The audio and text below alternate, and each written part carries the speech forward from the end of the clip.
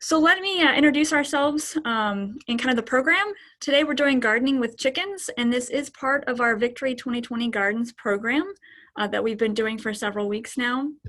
And you can find those online. If we get a chance, we'll put that in the chat box for you, the link. And then I will let you know right up front that this is being recorded and you can find this presentation later as well. So if you need the slides or you want to revisit the presentation, that will be on our YouTube channel. So we're going to have 3 speakers today, which is a little bit different than normal. We usually only have 1 or 2. So today we're going to branch out a little bit. And my name is Erin Harlow. I am the Horticulture Agent here in Columbia County. Just a little bit of background. I have a fairly large garden and have for several years. And then I've been keeping chickens most of my life when I was a child, and then recently got back into it. My background as an adult comes from working at historical sites and state parks with poultry. We also have Paulette Tomlinson on today, and she is our livestock agent here in Columbia County.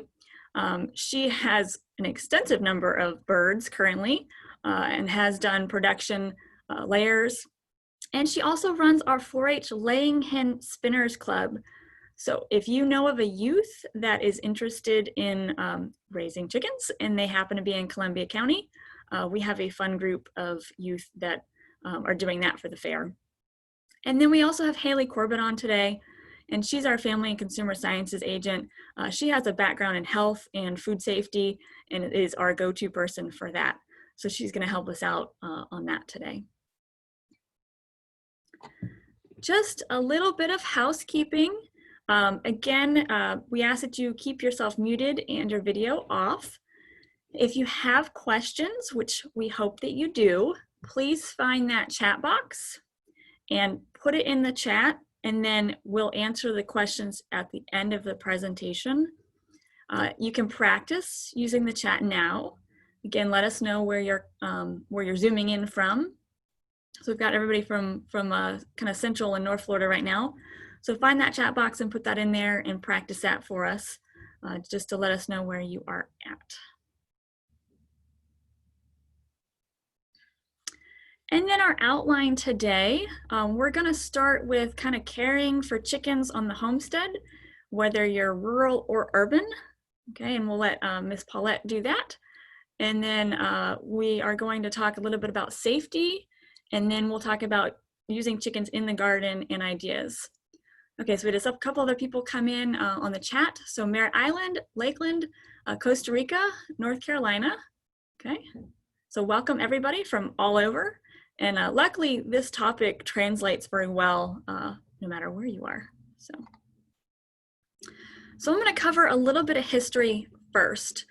Just to kind of get us in that mindset of using chickens in our garden and where did that come from, okay?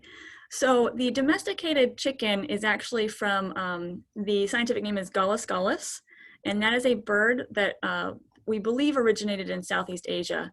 You can actually see a picture of it here on the screen. And it's a jungle type bird, very similar to what you would see today, okay?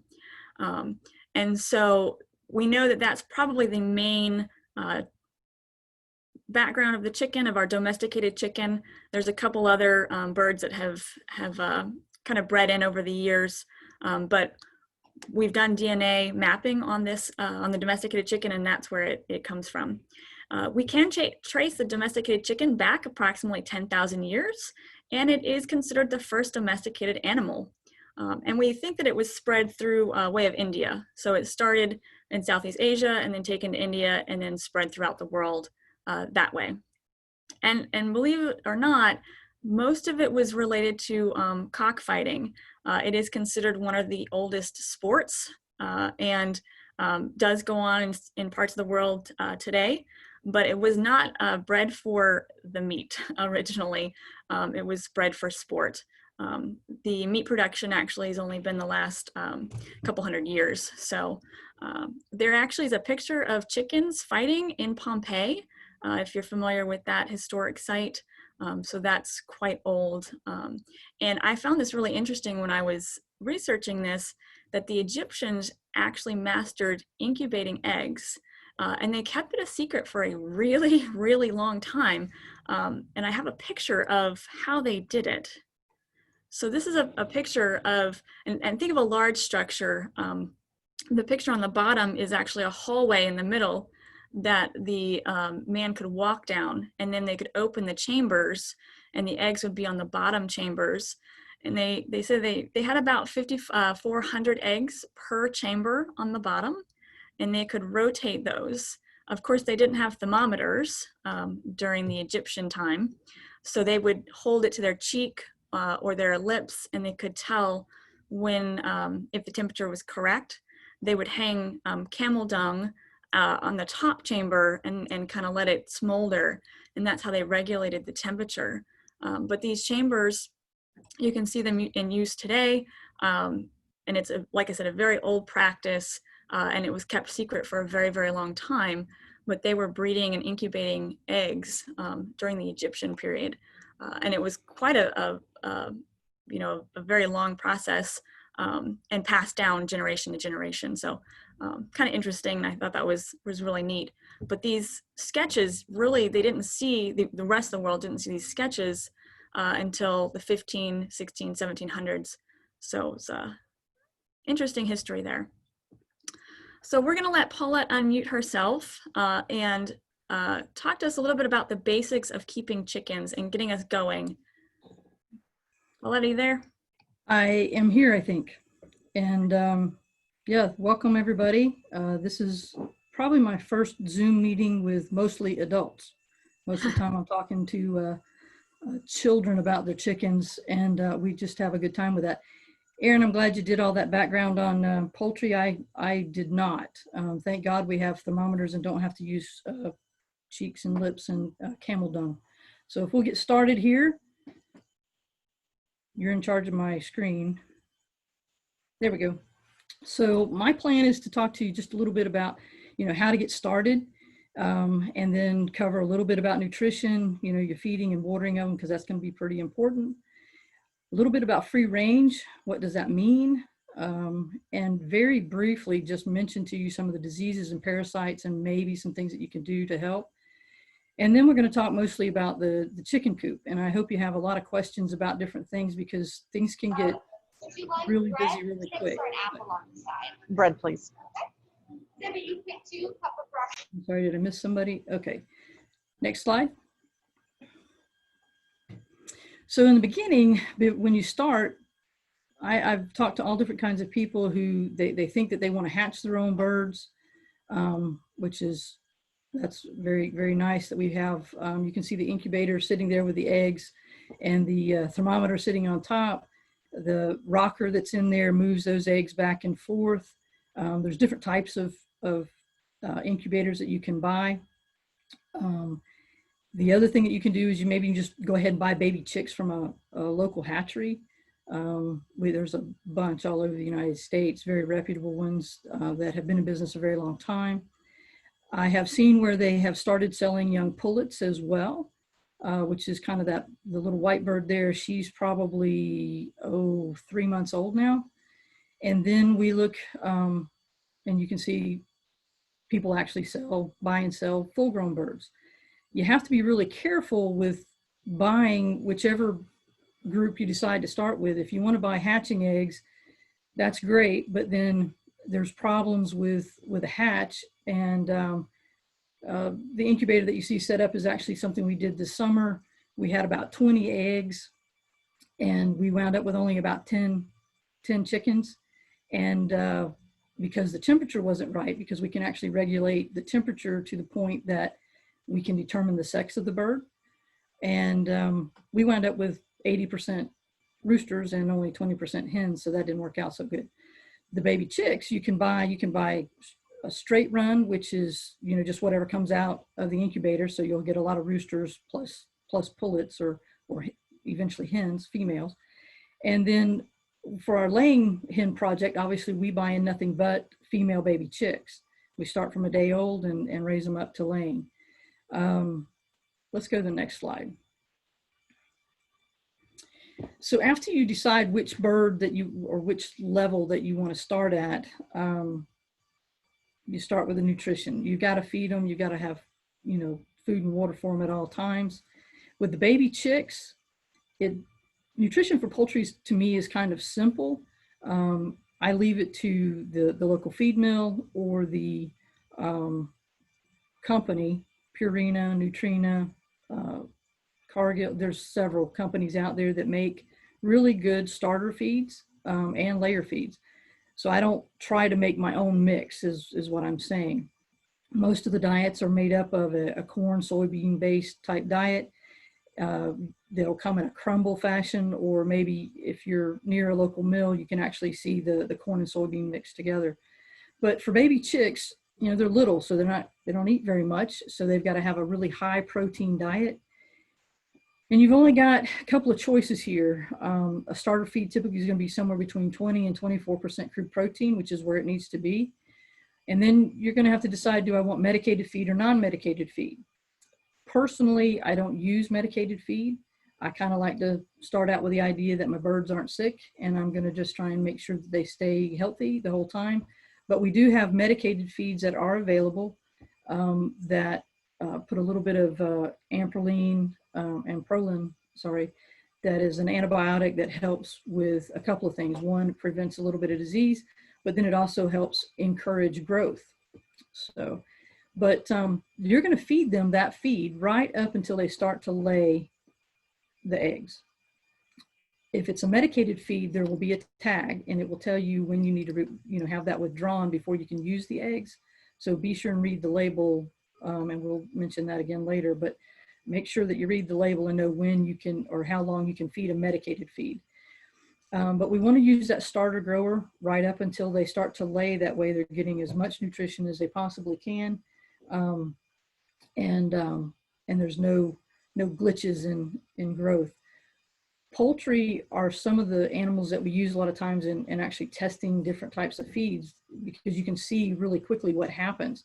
If you lower protein, it slows growth. If you add not enough mineral, bones and feathers and things don't develop properly. So I rely on the educated people to have put all that work together and put it in a bag for us to use. Now, once the pullets start laying, then we're going to basically feed them an adult laying ration, which is going to be somewhere between probably 16 and 18% crude protein. Most of them hit around 17, I think. That feed's going to be a complete feed. It's going to have all the necessary vitamins and minerals. And a lot of people always worry about, let's go to the next slide, Erin. A lot of people worry about the calcium levels and because of thin-shelled eggs. And that's true, but thin-shelled eggs are a problem for lots of reasons. It's the age of the bird. Really older birds will start laying, they might lay an egg that doesn't even have a shell to it. There could be the stage of the development of the egg within the bird, and for some reason she releases that egg sooner than normal. And of course, nutritional status, if there's not enough calcium in the diet, she could lay a thin-shelled egg. And actually, the picture that you're seeing is actually of an egg that it doesn't have enough calcium on it. So when I picked that egg up, my finger actually went through it and it crumbled. If you can imagine, it's like crinkly paper. So you see all different types of things that happen, but some of that can also be due to stress on the bird. Let's look at the next picture. This particular picture is actually of an egg that was laid. Oh, the video's playing. So you can see that it's kind of rubbery. It actually, you can depress it and everything, and it's the membrane, but there was no actual eggshell ever put on it, but it was laid just like that. I've gotten several of those over the years rather. So next slide. So when we talk about supplements, a lot of folks want to add vitamins or minerals, and my suggestion is don't do that. If you're buying a complete feed, comes out of a bag and it tells you how to feed it according to the directions. and don't add anything to it because, like I said, you can really mess some things up. Oyster shell, everybody wants to add oyster shell because they want really, really hard eggs, hard-shelled eggs. And while that sounds good, actually oyster shell can potentially cause you some disease trouble. It makes them somewhat more susceptible to, I want to say, coccidiosis, which is something that young birds typically can develop and causes basically like diarrhea. One more thing is about scratch feed. Everybody likes to throw out a little bit of corn or maybe a 3-grain scratch or something like that, and all the birds come running to you and they're pecking and you know, just having a ball. Well, that's great, that's fantastic, but it's not a complete feed. Scratch feed is typically fairly cheap, and if you put it out there as the only nutrition for your birds, it runs typically about 8, maybe 10% crude protein, so they're only getting about half of the protein that they need. So you're probably not going to have any eggs. If the birds are all fully developed, that is, you're probably just not going to get any eggs at all, and you're going to wonder why. So scratch feed's fun. Just use it as a fun thing to do to call your birds to you. Next slide. So birds like to eat like birds. I mean, that's what they do. They like to eat all day long. They'll eat a little now, they eat a little later. And so you need to have both your feed and clean water available all day, every day. That's the key to really good poultry egg production. There's lots of different types of feeders and waterers. You can buy anything from a pint-sized jar up to, well, the feeder in the middle, the gray cylindrical feeder is actually a range feeder. It will hold 300 pounds of feed. And in our operation, when we used to run anywhere between 300 and 600 birds, we had 2 or 3 of those outside, protected from the cows, but outside for the birds to run around, and they could eat anytime they wanted to, as well as free range all day. Most folks like to start out with maybe a tray feeder, which is there to the left, and it's got, you know, little spaces for the baby birds to put their head into. Those get to be aggravating as the birds get older because they need more and more food. And so we use hanging feeders, and I've got pictures of those later on. But there's lots of different ways to feed them. It's just a matter of how much aggravation do you want to go through every single day of making sure that they got plenty of food and water available. The water up in the top right-hand corner shows, you know, it's about that's a gallon-size feeder, water. And so birds like to get in that, so they'll step in it, and it gets really nasty, so you got to clean it out. It'll probably grow algae in it and that sort of thing, so you really got to clean it out good. I like automatic watering devices, and again, I'll show you some pictures of those when we get to the Coop section. But automatic watering devices are fantastic. You don't have to do all the scrubbing and stuff that you have to do with some of the individual type watering systems. But they're easy to clean. Dump it out, maybe have a scrub brush and clean it out a little bit once a month maybe. And the nice thing is, unless the electricity goes out, it never runs out, so you don't have to worry about it. Next slide. So what exactly is free ranging? I mean, that's really what everybody wants to do. We see it on cartons of eggs and stuff in the store. Free range eggs are described or talked about in such that they're supposed to be better eggs. I'm not sure that that's the case. I'd like to think that they were, because we used to sell so many. But free range only means that the birds actually have access to the outside. Now, if you live up north and it's the dead of winter and you've got freezing temperatures outside, I'm kind of doubting that your birds, if you open the door, that they're going to go outside. They're really not going to want to do that because they can't heat themselves very well. So that could be an issue, but that is what free range is. It's just access to the outside. Should you do it? That's up to you. It depends on where you live and how much space you might have.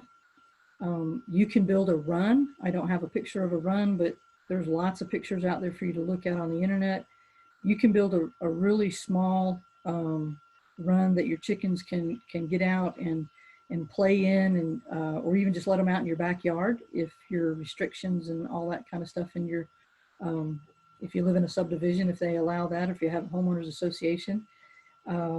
If you're in town, you definitely need to check with the rules and regulations of the city.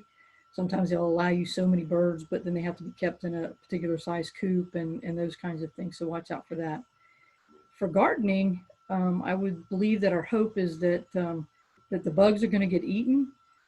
This was a poor, pitiful tomato plant that was kind of late in the season, I guess. And you can see the hornworms that totally denuded it and the stink bugs that are eating away at the tomatoes.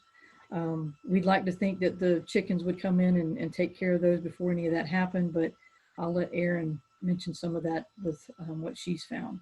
Next slide. So the thing about free ranging is that you have to be careful with letting your chickens out, because pretty much everything that can eat them will.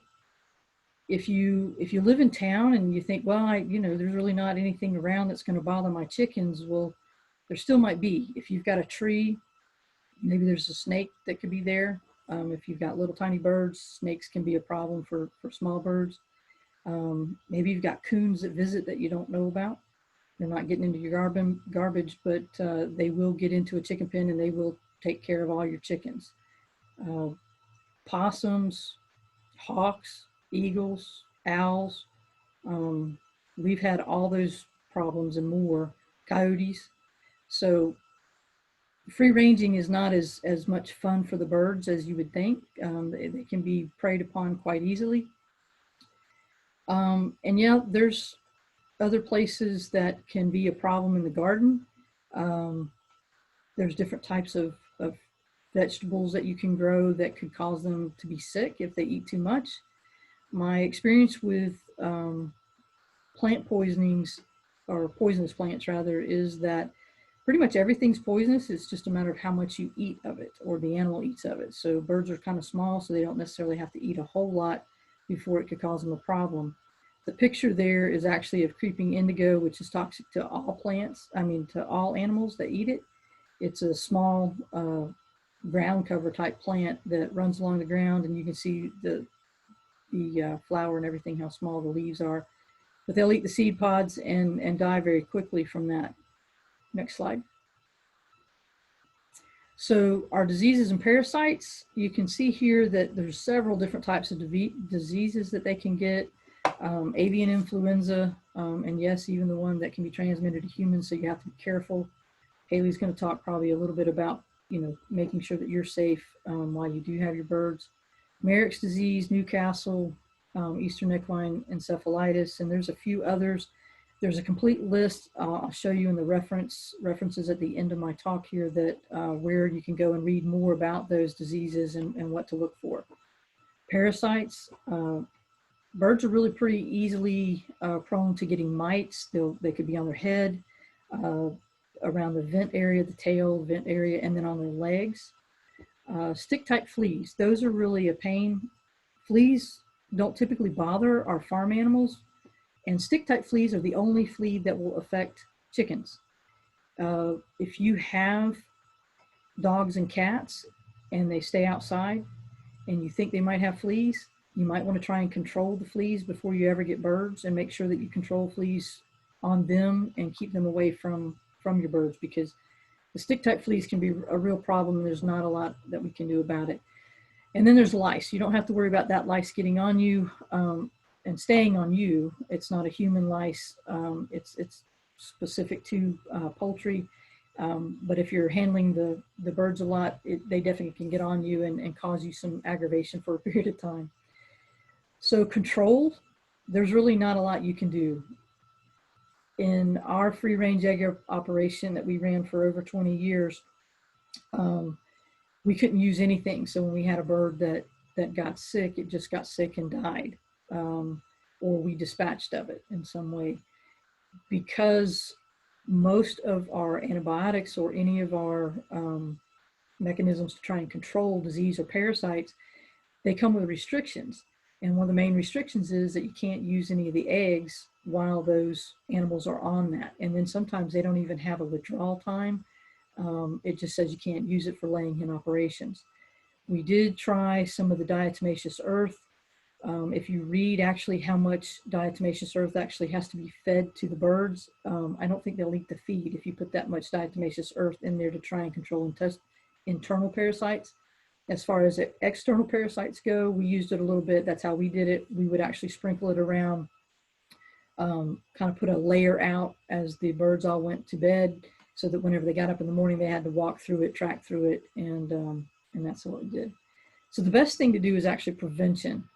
And a word that we don't talk a lot about, and we should be probably having more discussion about, is biosecurity.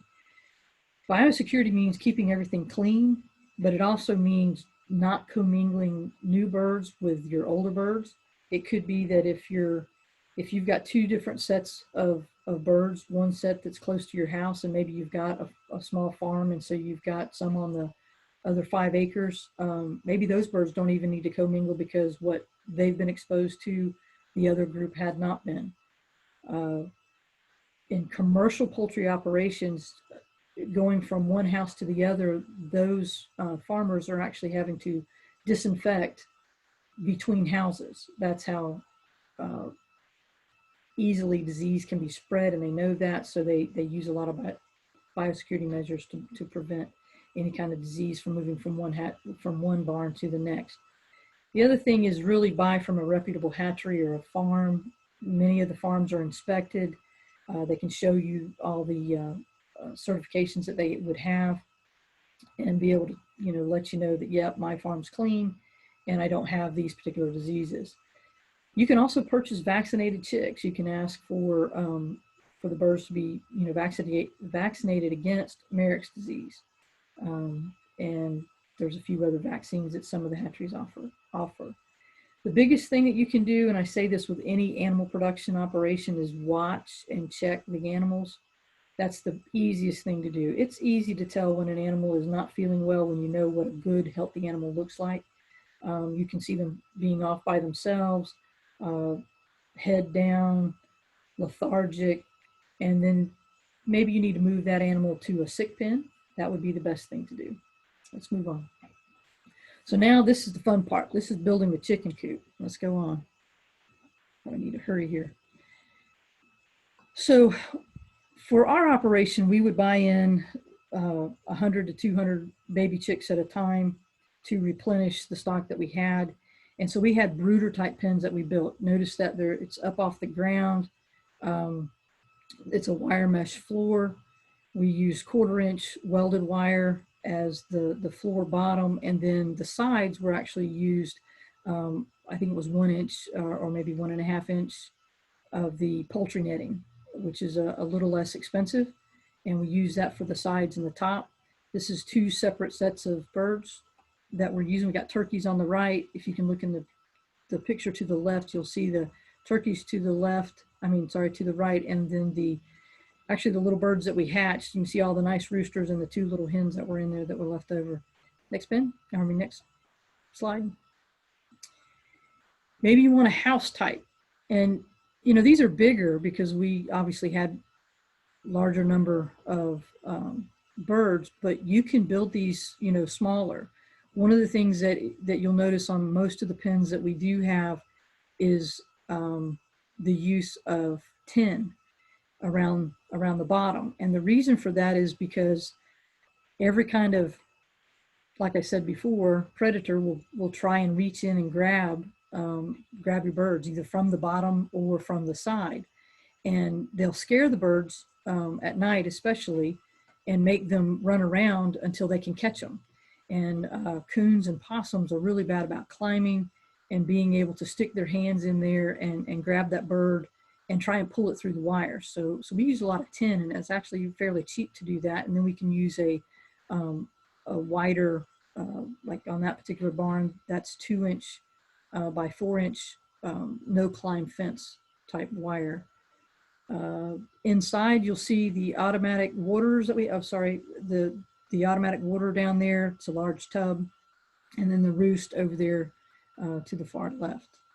And again, the floor is built with the use of 1/4-inch welded wire. Next slide.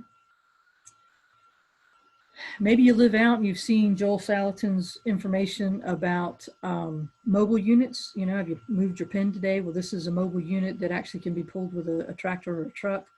The nest boxes are on the sides. It's not here on, this is on the back side. The door's on the other side. Obviously, we had to protect the birds from some northerly winds and some rain, so we covered it up with just a tarp. Those are some young pullets now that we're raising. There's about 30 of those. We've got some black Australorps, some Isa Browns, and some white Leghorns. Again, they've got plenty of roost area, plenty of space. And as we're talking about space, inside you want to provide about 3 to 4 square feet of space for your birds. And then outside, if you decide that you want to have a run, you're going to need about 10 square feet per bird. And that's all up to you as to how much space. If you put them in smaller spaces, poultry are very cannibalistic and they'll pick on each other to the point of causing death. Next slide. This was one of the barns.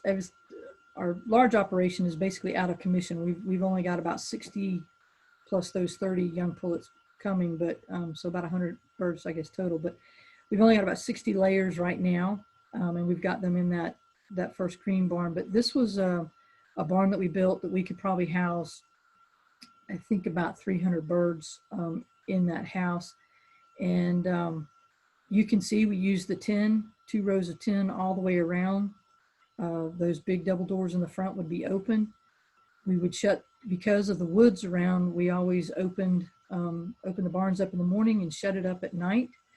We had to use cattle gaps or cattle gates around our big free range feeders so that the cows wouldn't get into those and knock those over, causing a big problem. So that's what those bigger gates are for. They were not to keep the birds in by any stretch. I don't know if you can see it or not, but we used an owl outside to try and keep the hawks away, a fake owl. And that worked for a period of time until the great horned owl that was actually living on the place decided he didn't like that owl being in his territory. So then that owl moved in and began to kill our birds. Next slide. When you're thinking about designing your coop, and you can see this in some of the pictures that I've shown, and you can see later, you want it to be very well ventilated, especially here in Florida. You're talking about some really hot days and birds can have some heat stress going on. And anytime you have heat stress or any kind of stress, production can lag. So you want to locate it someplace, maybe where there's a nice breeze, if you can do that. If you want it under a tree, that's fine. Just know that you might have a snake or two or some other, possum or coon that might be in that. That might help you decide, that location may be good or may not be. When you are thinking about location, again, make sure that you're following restrictions of whatever your homeowners association, or maybe, if you're in an urban setting, or your local city ordinances and even county ordinances. I've had calls over the years with people calling and saying that my neighbor's rooster is crowing, what can I do about it? And they were living in the country at the time, and there really wasn't much you could do. The size of the pen, again, your hens are going to need somewhere around 3 to 4 square feet inside.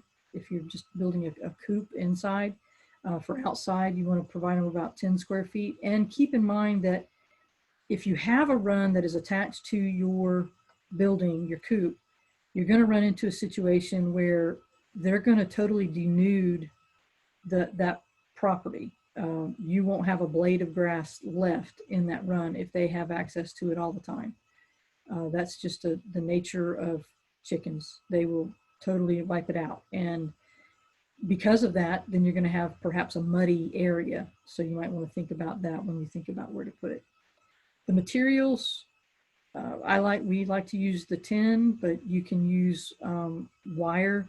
You could use boards. Boards aren't, some sort of or non-permeable material down at the bottom of your pen would be good, or raise it up off the ground high enough so that you know that the animal can't get to it. And then welded wire works well. Poultry netting works good. You just need to know what size birds you're putting into that so that You don't get the, like you can't use 2-inch poultry netting when you've got baby chicks that you're putting into it. And remember that baby chicks are going to require a lot of heat early on when they're growing.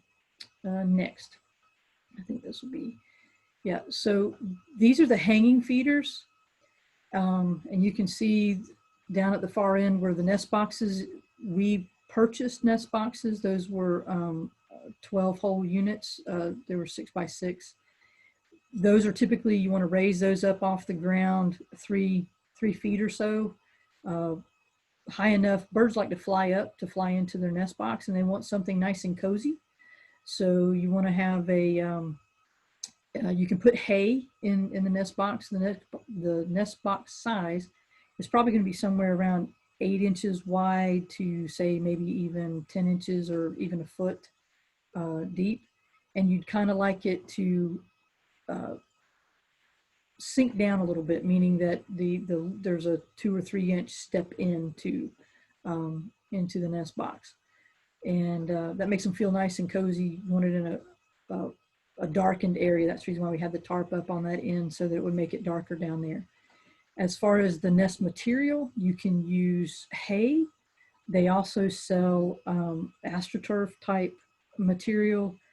It's actually the stuff that you used to use to scrape your feet off before you walk into your house, you know, kind of thing. That stuff works good. And it's easy to clean. It's plastic and it's easy to clean. Hay can be a problem. Next slide.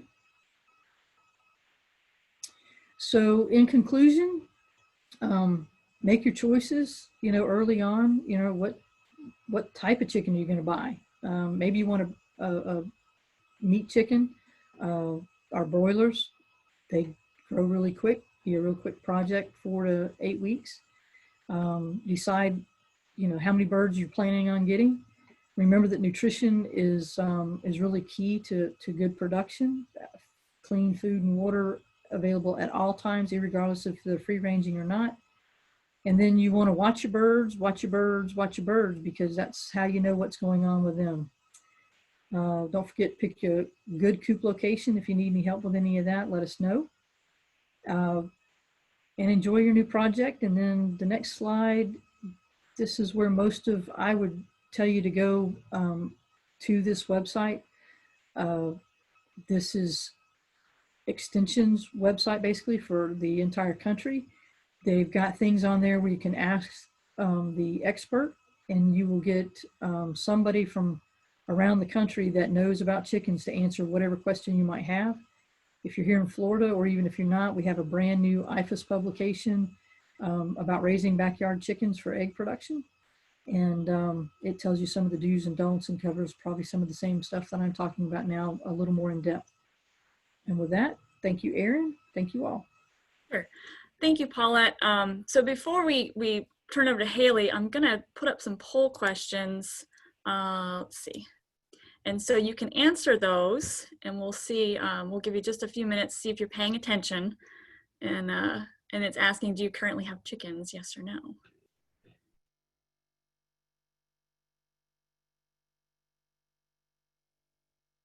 Looks like we're about half. Oh, about 50-50.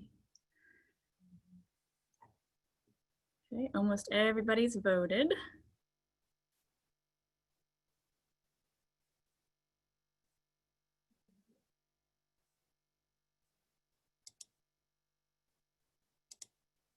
So there's your results there. Do you currently have chickens? About 55% said yes.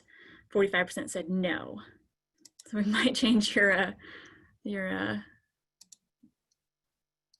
mind. Okay. Hold on, I want to go to the next one. Let's see. In polling. There we go. Hold on. There we go. And, oh, not that one. This one. There we go. All right, how do you garden with your chickens? Do you free range, let them in the garden, don't let them in the garden, chicken tractors, pens, or other?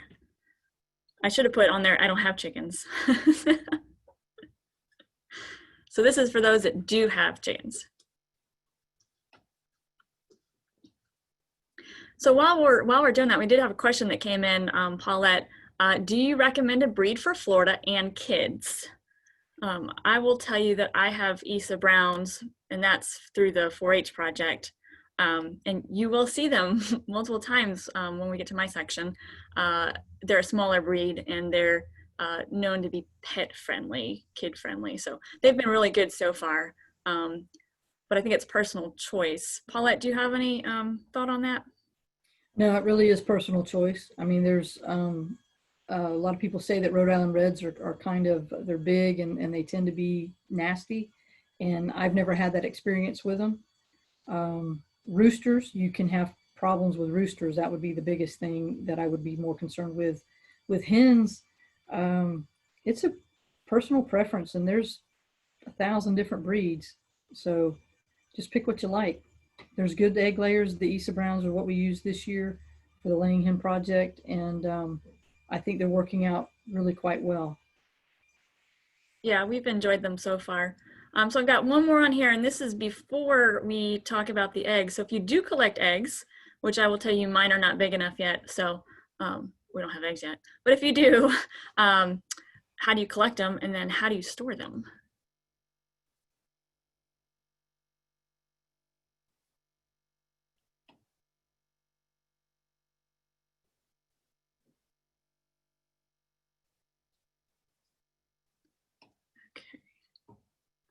I'm just reading your comments. Let's see. Yeah, so Joanne built a chicken-powered compost bin. These are pretty awesome. They get via the hidden chicken tunnel that runs from the coop pen to the enclosed compost bin. So that's pretty cool that they can just run back and forth. And then we've got Donna in Costa Rica said that her chicken's free range and they eat bugs and ants and things. Yeah, ours don't lay yet either, Marion. They're too little. Soon though. Okay. Let's share the results there.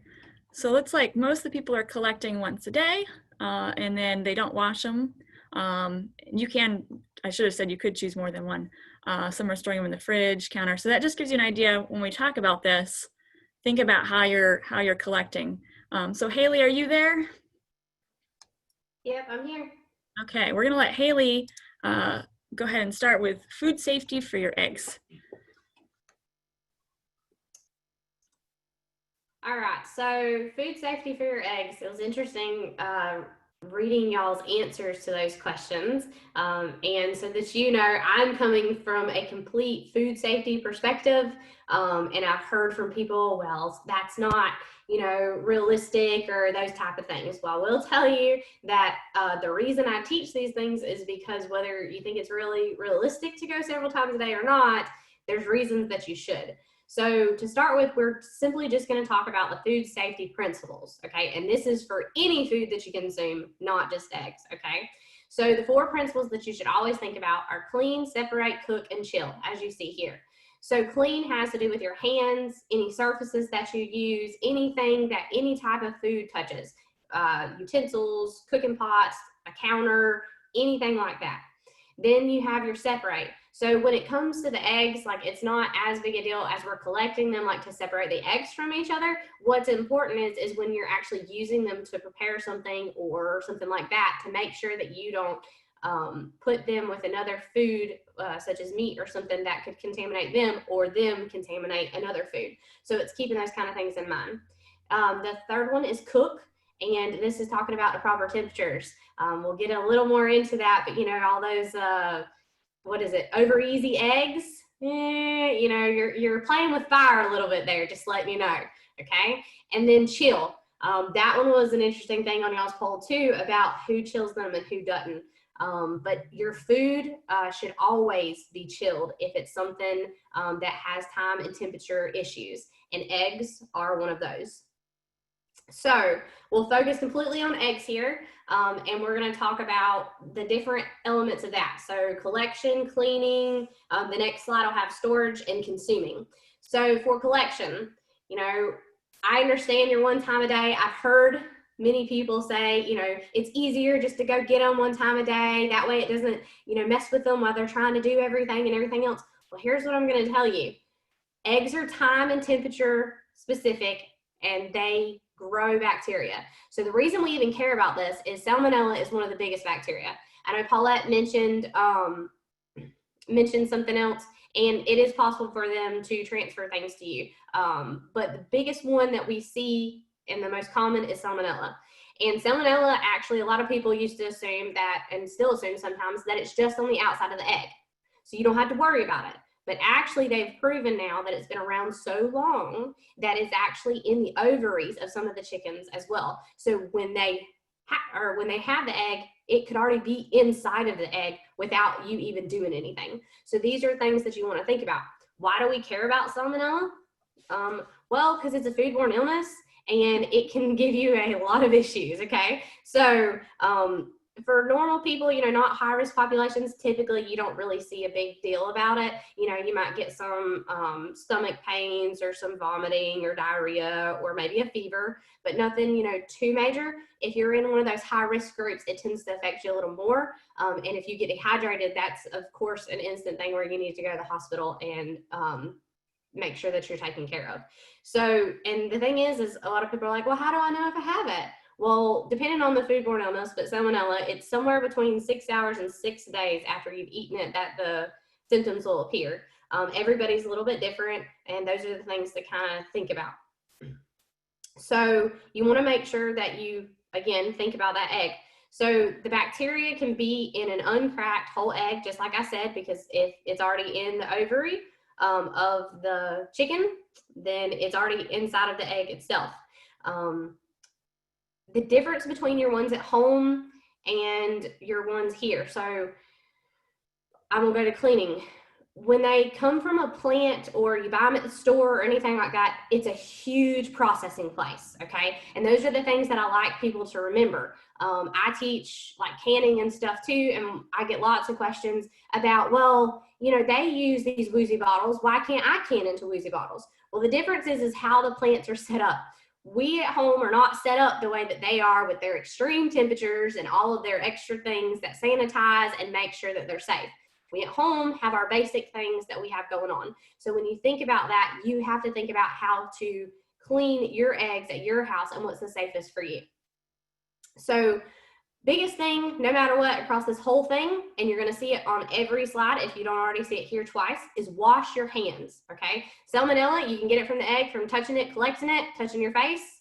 You just got infected. You didn't even eat the egg yet, but guess what? That Salmonella got to you, okay? So before you collect the eggs, you should wash your hands because you never know what's on your hands beforehand. After you collect the eggs, you should wash your hands. And anytime you touch the egg after that, you should wash your hands before and after, no matter what. The other thing is you should collect those eggs 2 to 3 times a day. Why? That time and temperature thing. Eggs should only be should only be at temperatures above, well, actually, they like them to keep around 40, but if you go to 120, that's where that unsafe zone kind of gets. And if they're above 120 for more than 2 hours, they should be thrown out completely because that gave that Salmonella time to multiply inside of that egg, which is going to make you sicker. It can be present and cannot make you sick if you cook it effectively, but if you don't get it all the way or it gets too much because it had that time to grow, it can still affect you. The other thing that you want to make sure of is you always want to examine the shells. So I know Paulette talked a little bit about like the thin shells and those type of things, but when you're collecting them, you want to make sure that there's no cracks. You want to make sure that they look good, all those kind of things, because if not, if there's any type of crack or anything like that, that's also letting that bacteria in and letting factors in that can create more. Cleaning. So I read that half of you wash them and half of you don't. So I will tell you that it's kind of a controversial on this, but the research says that you should not, okay? I've read in other countries that they don't necessarily, but I haven't found any research that actually supports that either, that washing them to be better, okay? So the reason you don't want to wash them is because eggs actually have a protective layer over them when they come out of the hen. So when you wash them, you take off that protective layer, which now allows the porous eggshell to let other things in, and it lets that time, that temperature, and all that bacteria that may have not have been in that egg inside of there. So those are the things that you have to think about. I was going to tell you that 1 in every 20,000 eggs are contaminated with Salmonella. So that sounds like a lot, but it's not a crazy amount. It's actually very low, but it's something that you want to think about because it can affect you. So making sure that you clean the shells is something that you want to do, but not with water. So the best way to clean them is using a dry method, which is a brush, a cloth, or like fine sandpaper, and you're just kind of wiping them down to make sure that you get everything off of them, and making sure that you still leave that protective layer. So even then, you can't like be all forceful on it trying to get every little piece off. That's why they said use the fine sandpaper instead of the real grit, so that you mess everything up. Next slide, please. So the next part of this is storage. Okay, so again, this is a time and temperature food, so it should always be stored in the fridge. Okay, always be stored in the fridge. I know, I've met many people. I have actually a friend who swears that she's always stored her eggs on the counter and that she's never had any issues. But what I will tell you is back when our grandma's grandma and all the generations before, Salmonella was not inside of the chickens. It was just something that got on the outside from their poop, from those type of things. Now they've proven that it's inside of them, and you don't know. They show no signs, no symptoms, no anything. It's just there. So those are things that you have to think about. So make sure that when you store them, you refrigerate them. They should be refrigerated at 40 degrees or less. That is the temperature in which keeps that time and temperature safe for you, for the bacteria not to be able to multiply and make you sick. The other thing is you're going to want to use some type of container. An egg carton, of course, is the easiest possible, but you just want to put them in there. And part of that is too is you don't necessarily want other foods in your fridge to contaminate them. You know, if you touch them as you're pushing in and out, if your eggs are just sitting on the shelf in there, or if you touch it with your hand and you didn't wash your hands, or if you touch it with your hand even though you wiped it down, but then you go touch something else, you could have spread it there. So again, hand washing is an important thing. The other thing that you have to think about is storage.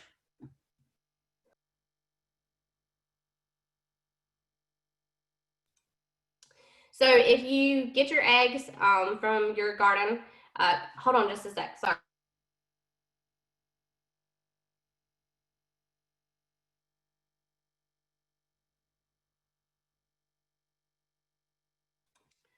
Okay, so if you get your eggs from your backyard, your garden, your coops, wherever you're picking them up from, you can keep them for 4 to 5 weeks as long as you keep them at that proper temperature and everything else. That's uncooked, okay? Honestly, when you get them from the store, it's the same way. And if you read the carton, it actually has a sell-by date on it. And normally that sell-by date is going to expire somewhere in that 4 to 5 weeks of when the eggs were done, but the eggs are still typically good, okay? They put that typically, most places do it around 3 weeks is when that expiration will happen. That's not every single one, but that's the typical. So you actually have a little bit longer to consume them. This is uncooked. Now, when you cook them, it becomes a whole different thing, okay? So we're gonna swap over to consumption, and then we'll talk about the storage of after you consuming them afterwards. So consumption, when I wanna eat them, I mean, that's the whole purpose of what we're doing, right? So again, wash hands before you get them out, after you crack them and put them all in your bowl for scrambled eggs or whatever kind you want, wash your hands again, because chances are there might still be something on that shell, and if you touch all the other stuff in your kitchen, you've now spread the bacteria. You want to inspect them again. I know you inspected them when you picked them up and you put them in your fridge, but make sure that nothing happened.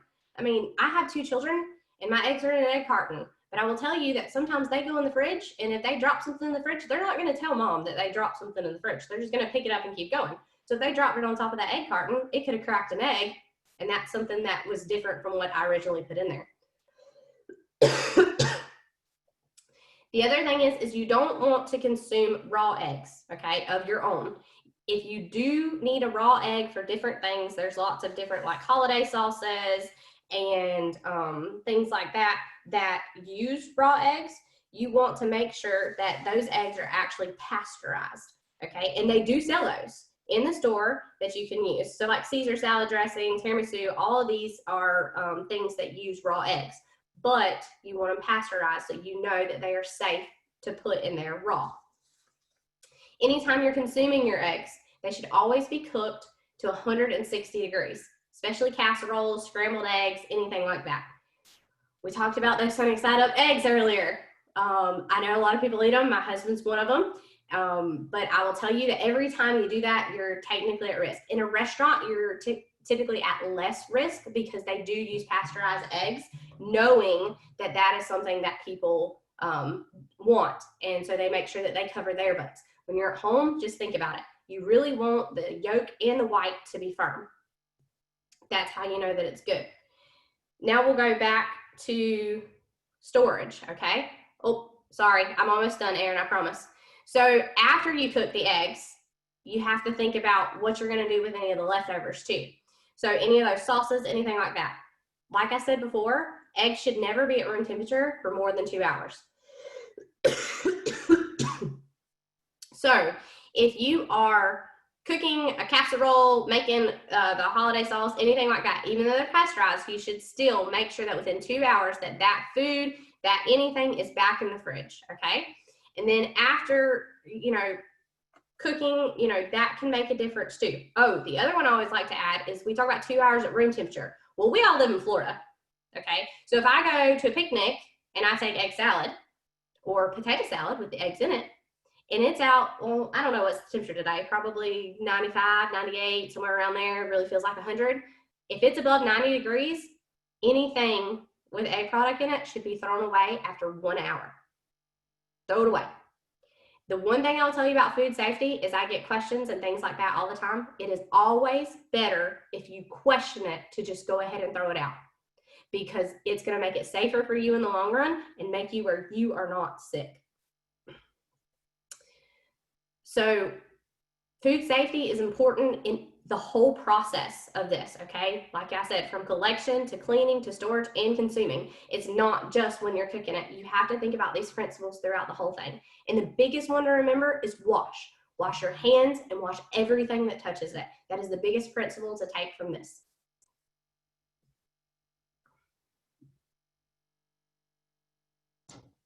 Thank you, Halie. So while we're thinking about food safety, I just wanted to mention one thing that I tell my kids all the time. You know, she's talking about egg collecting, but when you're working in your coop as well, you need to think about washing your hands before and after you work with your chickens. If you're working with the manure, if you're doing composting, which we'll talk about now, make sure that you're washing your hands. The other thing that I've got kids as well, and our chickens are very sweet, so we tend to hug on our chickens, is I'm constantly telling my daughter, don't kiss the chickens, which sounds funny, but she's 4. So she does like to do that quite often. So I'm constantly telling her, please don't do that. You know, don't love on the chicken that much. So now we're going to talk about the fun stuff that I really like. And I realize we're right at 12, so we're going to go over today. So if you do need to hop off, we understand we are recording this for you, okay? So we want to talk about being realistic. You know, if you've Googled having chickens or having chickens in your garden at all, you're going to come up with these beautiful Pinterest photos of chickens wandering nicely through gardens, and the garden is beautiful and it all looks happy and everybody's happy. But that's not usually what it's like when you garden with chickens. So I want to make sure that we're being realistic when we talk about keeping our chickens and our gardens. So just some reality checks if you do want to have your chickens in the garden, and you can see these are some of my girls here in this picture. They are going to eat newly sprouted plants and seeds. If you've planted seeds, they'll go dig them up for you. If they just sprouted, they will taste them for you, okay? If you have new fruit, they will usually eat that as well. They do like to dig, and that's one thing. I've got the Isa Browns that I was warned about, that that breed likes to dig holes more than others. So that's what they're kind of doing here, is creating little dust baths that they're doing. And they do like to strip plants of leaves as well. Now I have mine in my garden, and mine actually haven't been that bad yet. You can see there's actually, this is Florida Pusley in the picture. That's a weed, but that is one of their favorite plants. And so they actually eat that and the crabgrass first. So, and now we'll talk about timing, but now is when I want them in the garden. So timing is really important when we're talking about chickens. If you want to incorporate them in the garden, we don't usually recommend having them in the garden all the time. And that's really, again, for that safety, having the manure around the products that you're going to eat. So when you're looking at your plants, they need to be big enough to survive the chickens, but before they set fruit. Okay, so there's a little window in there of when you can let them out into that garden. You might want to consider blocking sections off or planting plants that fruit at the same time. So you can put in some fencing, and we'll show you some pictures of that in a minute, just to kind of keep them in an area. Now, it really depends on your chickens, though, because some of your chickens, you might have some that just fly all the time. You know, and they're going to fly over that fencing. But then you might have some that are well-behaved, and that might be the set that you want in the garden. And then I always let mine out when my season's done. So we're in Florida. My garden is really, I'll show you a picture. It's done now. So they're allowed to wander. Our North Carolina friends that are on, your garden might not be done yet, so you might not want your chickens out there quite yet. So this is an example, okay? This on the left hand, this is my daughter and our dog in the garden. And this was earlier in the season. So you can see it looks nice. This is not when I'm going to put my chickens in the garden because they will ruin everything. On the right-hand side is the same garden now, okay? You can see I've kind of let the weeds grow up. Everything's kind of done besides the loofahs. And of course the chickens are not where I want them to be. I want them in the garden, but that's not where they are. So you also probably will never have your chickens where you want them unless you fence them in. We recommend keeping it a girl thing.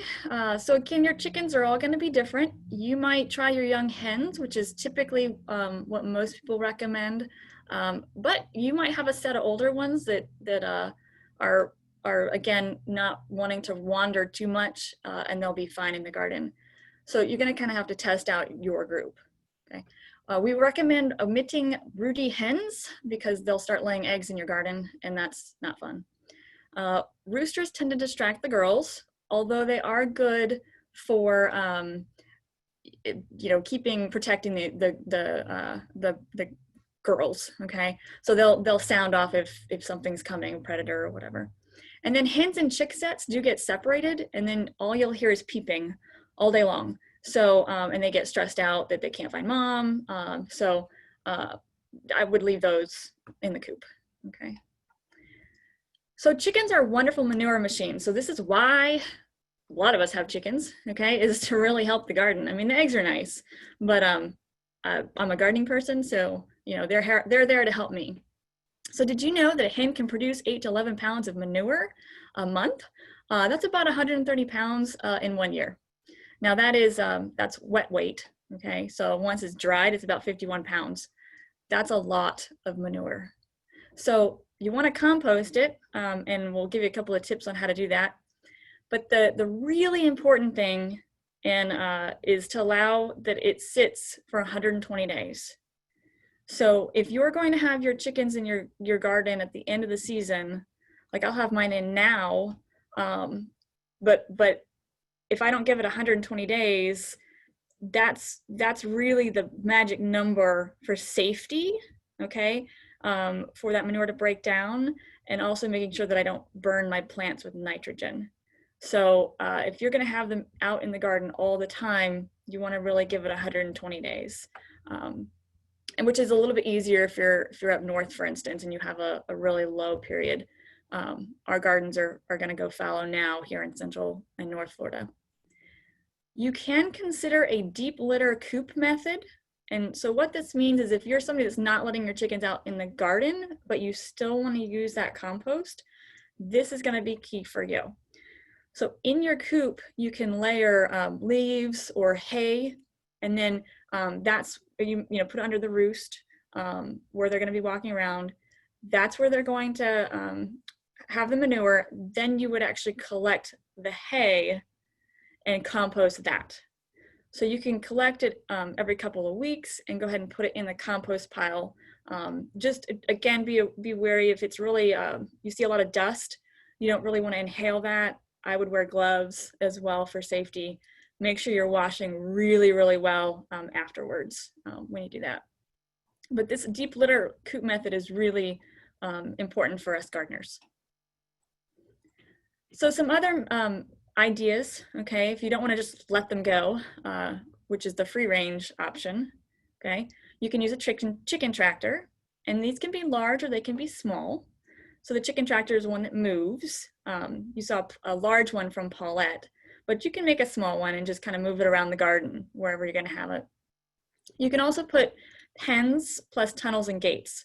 So kind of like what somebody was explaining, they have a run to their compost pile. You can have a run around the garden that just connects back to the coop. You can have it, this one here, if you look at this picture, this one's from Mother Earth News.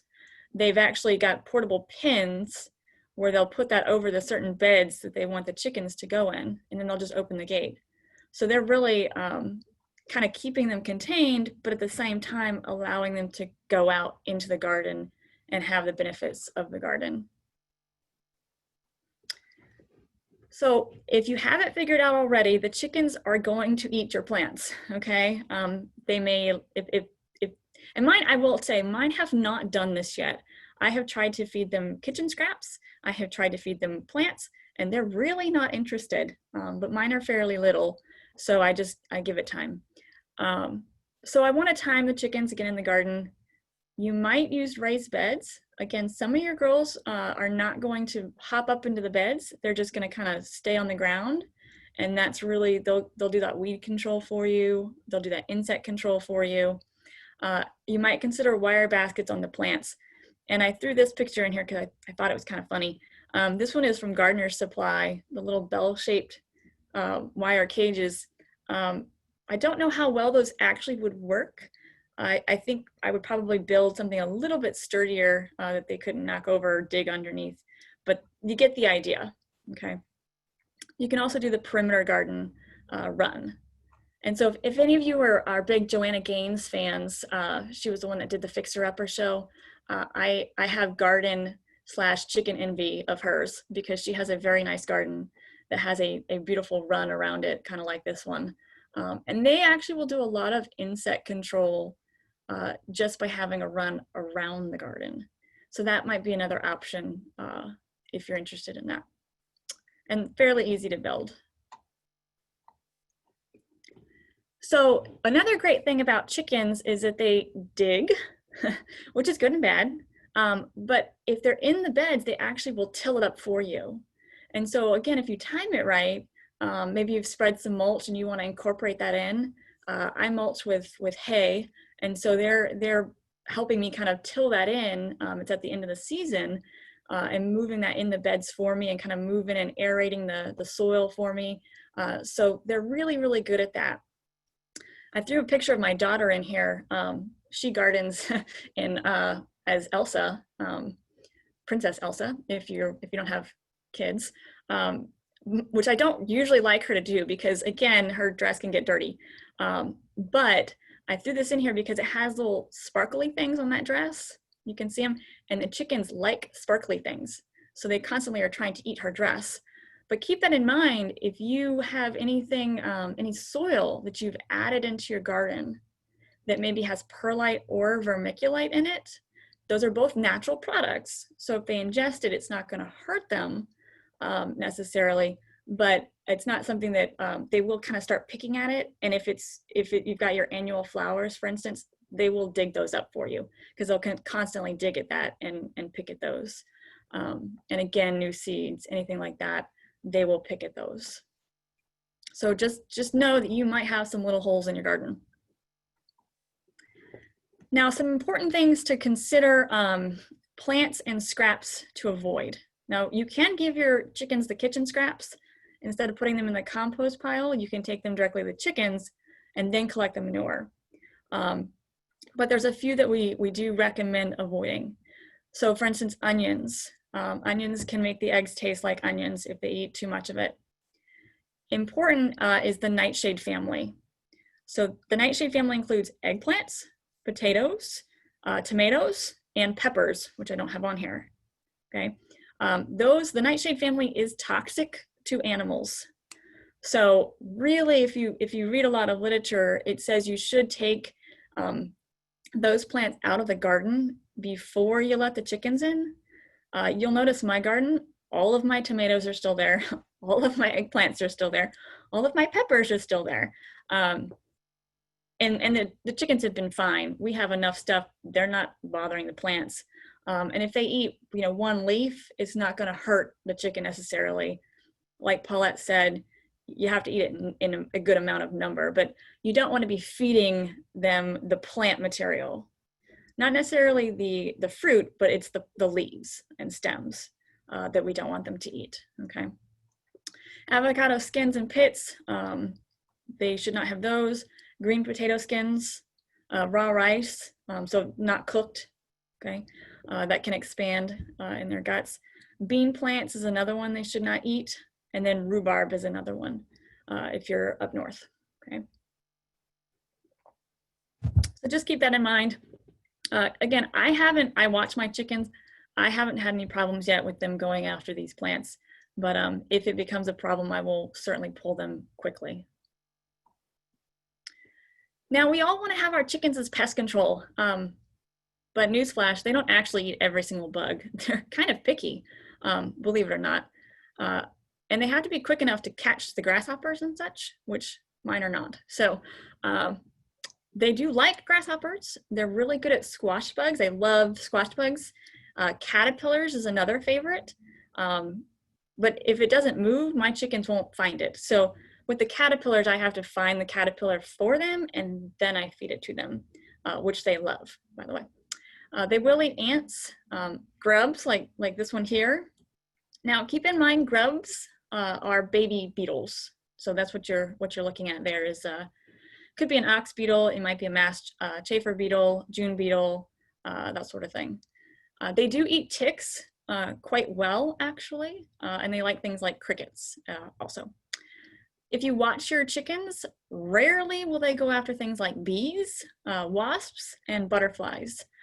They just tend to know that bees and wasps probably aren't the best thing to eat, which is kind of nice.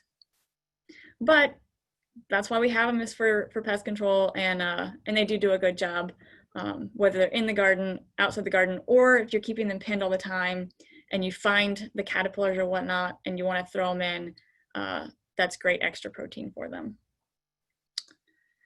So a little bit of research, the chickens fed alfalfa or flax sprouts produce eggs with increased levels of omega-3s, vitamin E's, vitamin A's, and lower cholesterol. And I put this on here because we're gonna move into kind of supplemental feeding, kind of how to incorporate gardens or gardens that you grow for chickens, okay, into their diets. So some fun things that you can do for your chickens, maybe you don't want them out in your garden, and that's fine. I weed and then I throw them the weeds so that when it creates that tillage that I want on the bottom of the coop, gets the weeds out of my garden and they're not all over my garden when they can't be in there. But some other fun things you can do is you can consider growing sprouts or microgreens just for your chickens. And these are really, really fast crops and super easy, and they love them. So sprouts, these are just some examples, okay? So you might have other choices, and that's fine. But sprouts you can grow in a container that's set into another container. So the top container would have some holes in it, a little bit of a paper towel that you'd wet, grow the seeds in there, and then once they sprout, that's when you would feed them to your chickens. Microgreens is this picture behind on this slide. It's a tray, usually of a real light soil, and then you're gonna really densely seed that tray. So very, very densely. I usually use a top on mine, so some kind of, either it's some kind of lid. To-go containers from restaurants work really, really well for this. Put a lid on it, you've wet it, sprayed it down, and in a week or so, you're gonna have little sprouts. Wait till them, or microgreens, wait till they're about 5 inches tall, and then I usually just take the whole tray out to the chickens, and that way they can scratch through it and eat it. But or you can cut it, it's up to you. But these are fun things to do for the chickens that are quick and provides them a little bit of greens. Another fun thing you can do, Paulette mentioned if you have a run or a coop and say you don't want to let the chickens out, that they will eat everything in that area, including the grass, which they really, really love, and it is good for them. You can actually create frames. So this is a picture here of, it's just 2x4s, and it's got a little bit of chicken frame on it, or a chicken wire on it, or hardware cloth actually. So it's allowing the grass to grow through, so the chickens aren't eating down to the root level. And so they're not killing the grass. It's just getting tall enough where they can eat it, and then allowing the grass to regrow. So this is a neat way to kind of to provide them an area where it will not kill the plant. You can also go ahead and, if you're gonna leave the chickens out of the run for a little bit, plant the run very densely, kind of like those microgreens I was talking about. Again, just let them get about 5 inches tall, or put the flats that you've grown into the run with them. Here's a picture of that kind of area that this person's created before they let it grow, and they seeded their area. So if you wanted to seed it with ryegrass, for instance, during the winter, maybe you don't have a lot of other grasses growing, or your weeds aren't really growing, you could use something like ryegrass and just put over or put these frames over it and let it grow up, and then let the chickens out. And it's a great way to kind of keep it going without them destroying it. So some interesting things that I wanted to talk about, and I'm kind of wrapping up here, but there's not a lot of research on this, okay? So I'm going to start with that. However, it's very interesting, and there's a lot of people that that do this, and so I felt like it should be mentioned. And this is from Bonnie Plants, and I have these books here. These are some that I like, or I use. This is from Lisa Steele. She has a TV show and some radio shows.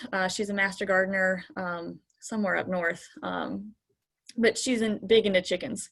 So I actually enjoy the Gardening with Chicken book probably the most out of all of these. But she uses herbs in her chickens' diets. And I thought this was fun because some people, maybe you want to have a little window box next to your chicken coop, okay?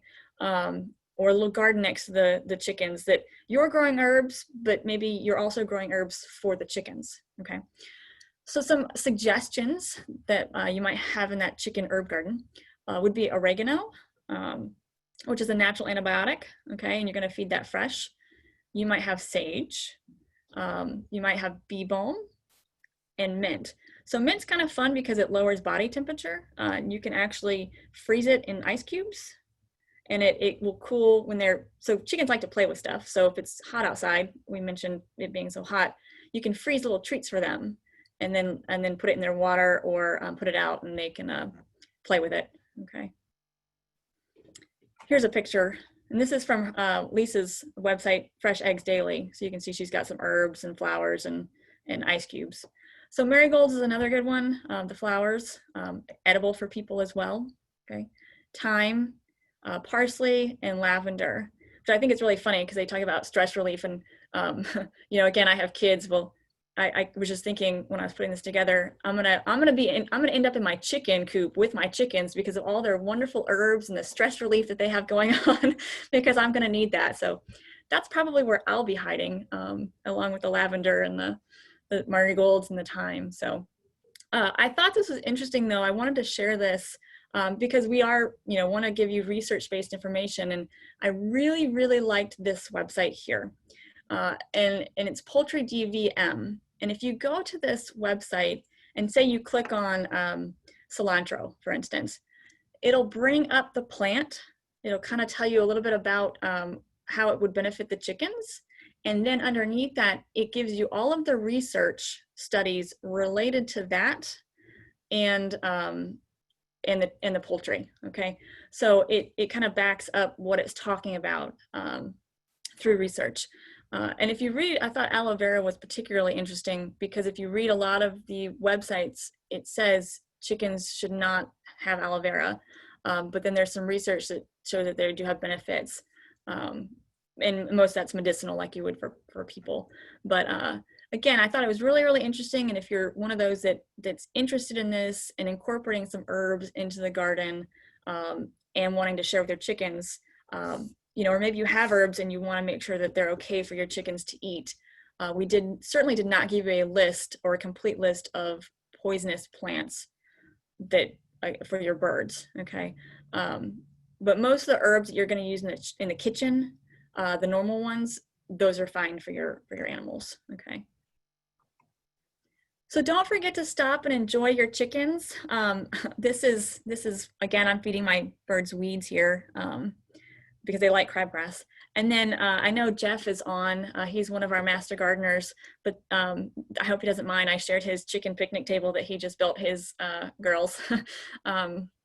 So it's really just a little feeding tray, and would be a great place to put some of those herbs and fun things. But he has a little picnic table that you know, it's just fun to stop and enjoy them and take time to spend with your chickens, because they are a lot of fun, and you know, if nothing else, they will be pure entertainment for you in the garden.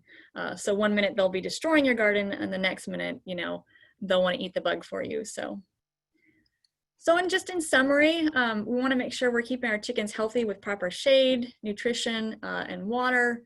Make sure that you're collecting and storing your eggs safely, that you're using manure correctly. Remember that 120 days. If you do want to do manure tea, you certainly can, or chicken manure tea. If you were in Dr. Treadwell's organic presentation she did a couple of weeks ago, you know, she firmly said that's a great organic way. Just make sure you're using the composted manure. Again, 120 days, composted, then make the tea for the garden, okay? Watch your chickens. You know, not everything is gonna work for everybody, but we hope we gave you a couple of ideas to think about of how you might wanna incorporate the chickens in your garden. So whether you're fencing them out completely, maybe you're making a run around the garden, maybe you've decided you're never putting your chickens in the garden, and that's okay too. You know, maybe you're just gonna feed them the weeds and the chicken scraps. But it's kind of up to you and the level that you are willing to handle with your chickens and your garden, okay? And then enjoying the benefits of your chickens. So here is our contact information. I put all 3 of our emails on there, also our phone number for the extension office here in Columbia County, and our Facebook page. We do check that quite often, daily. So if you have questions, you can email any of us, call us, you know, send us a message on Facebook, whatever you want to do. But do we have any questions on the chat that we want to cover?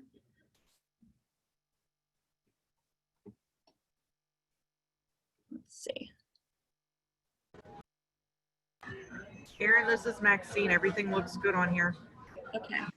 Joanne has one question. Can your chickens get any illness that would make the eggs bad to eat after being cooked? Well, can you answer that question? Yeah, so typically the answer to that is no, because if you cook, well, hold on, if you cook it to the proper temperature, so that's going to be your biggest thing there. If you're, like we talked about, those sunny side up eggs, you know, there is a chance. But if you cook it to that 160 degrees and make sure that you have firm yolk and firm white, then it should kill pretty much anything that could be there. Okay, and Susan has a question regarding composting. The hay with the manure needs to be compost in the pile as well for 120 days? Correct. So if it's fresh manure, now say you've taken off the bottom of your coop and you're doing deep tillage, and you've left it there for a couple of weeks, you could theoretically count that as well, because you're going to take from the bottom of the pile, so you're flipping it. And then taking it from the bottom. So you could deduct those days. If you're collecting every month, you could go ahead and say, okay, I know this is from a month ago. So I only need to use it, you know, in this many days. That's fine. But just kind of aim for that. We definitely don't recommend using fresh. That's the trick is the fresh stuff, because of the diseases And then also you can really, really burn your plants. So we certainly don't want to do that. And then I did put a poll on here just at the end, if you guys would fill that out for us.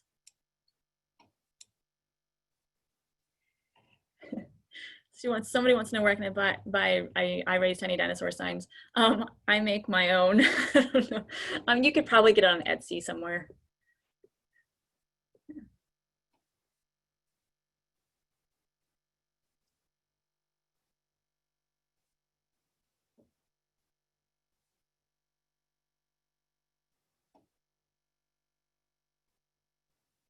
And with that, once you guys do the survey, we appreciate, let me move it over. We appreciate you guys hanging in there with us. We're taking a break next week, but we'll start up again with hydroponics after that. And I believe Maxine's doing that one on the 5th. So look for that link for the class. And we will post this on YouTube by Friday.